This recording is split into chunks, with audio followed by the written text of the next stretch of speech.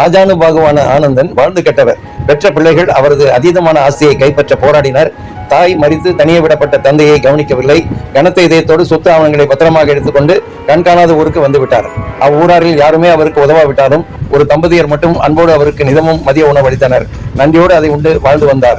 ஒரு நாள் அவர் அவ்வூரில் இருப்பதை கண்டுபிடித்த அவரது பிள்ளைகள் அவரை தேடி வந்து வீட்டிற்கு வர வற்புறுத்தினர். அவர் மறுத்து விட்டார். சொத்து பத்திர விவரம் கேட்கையில் சொல்ல மறுத்து விட்டார். அவர்கள் ஏமாற்றத்துடன் திரும்பினர். சில நாட்களில் ஆனந்தன் மரத்தடியில் இறந்து கிடந்தார். ஊரார் கூட்டம் கூடி காவல்துறைக்கு அறிவித்தனர். அவருக்கு உணவளித்து காப்பாற்றிய ஏழை தம்பதியர் அங்கு வந்து கலங்கி அழுதனர்.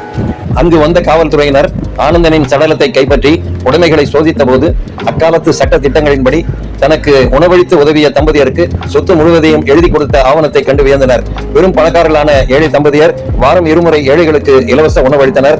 அவர்கள் பெற்ற பேரு 7 தலைமுறை தாண்டி அவரது சந்ததியரையும் பரோபகாரிகளாக்கிற்று.